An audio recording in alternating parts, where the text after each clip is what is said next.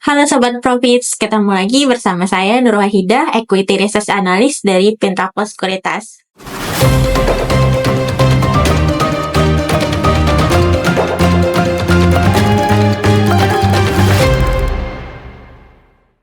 Pada sesi Knowing the IPO kali ini, kita akan membahas IPO dari PT Bangun Kosambi Sukses Tbk, kode emiten CBDK. PT Bangun Kosambi Sukses Tbk atau CBDK merupakan perusahaan yang bergerak dalam dua kegiatan usaha utama, yaitu di bidang real estate dan juga aktivitas perusahaan holding. Pada segmen real estate, CBDK berfokus pada pembelian, penjualan, persewaan, dan pengoperasian properti seperti apartemen, bangunan hunian, dan juga pusat pembelanjaan. Sementara pada segmen perusahaan holding, CBDK mengelola aset kelompok subsidiari tanpa terlibat langsung dalam operasional, serta memberikan layanan konsultasi juga terkait dengan aksi akuisisi maupun merger.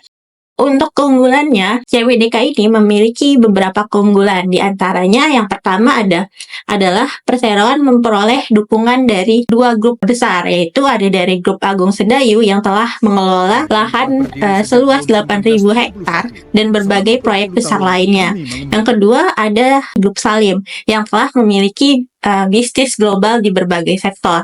Yang kedua adalah CBDK memiliki mega project yang berkonsep smart city yang terintegrasi dan terkoneksi dengan baik, yaitu PIK 2. Selain itu, Perseroan juga memiliki konsolidasi lahan seluas 735,2 hektar di PIK 2 dengan sekitar 50% lahan yang masih belum dikembangkan, sehingga lahan yang belum dikembangkan ini masih memiliki prospek dalam jangka panjang.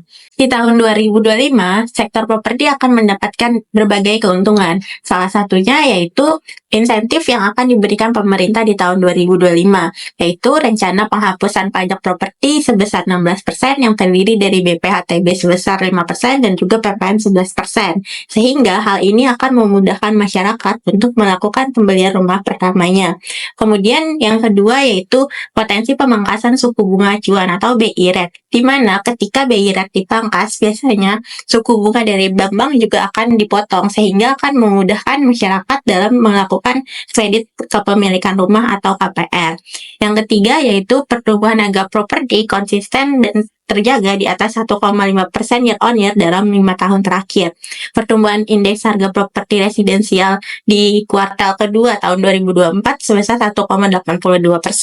Perseroan juga menghadapi berbagai resiko, di mana resiko yang pertama yaitu resiko pelemahan daya beli dari masyarakat yang dapat terjadi akibat adanya kondisi ekonomi yang tidak stabil sehingga mengurangi minat investasi dan permintaan terhadap properti sendiri.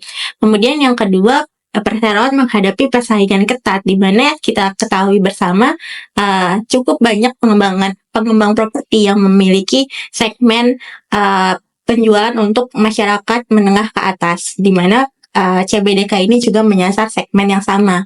Kemudian yang terakhir adalah perubahan suku bunga. Apabila BI rate tidak dipangkas sesuai dengan ekspektasi masyarakat, hal tersebut juga dapat menurunkan minat masyarakat dalam mengambil KPR.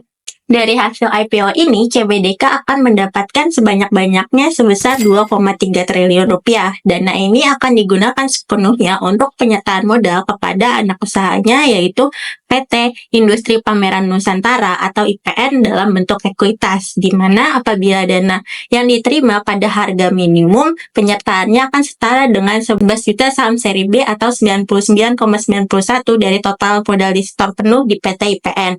Kemudian apabila dana yang diterima dalam harga maksimum, penyertaannya akan setara dengan 15,27 juta saham seri B atau setara dengan 99,93% dari total modal di setor penuh untuk PT IPN. Dana ini sendiri akan digunakan PT IPN untuk membiayai proyek pembangunan gedung MICE atau Meeting, Incentive, Conference, dan Exhibition. Sisanya baru akan digunakan oleh PT IPN untuk berbagai keperluan operasional seperti biaya promosi, karyawan, dan biaya operasional lainnya. Dari sisi kinerja keuangan, CBDK mencatatkan penurunan pendapatan sebesar 22% year on year di kuartal kedua 2024.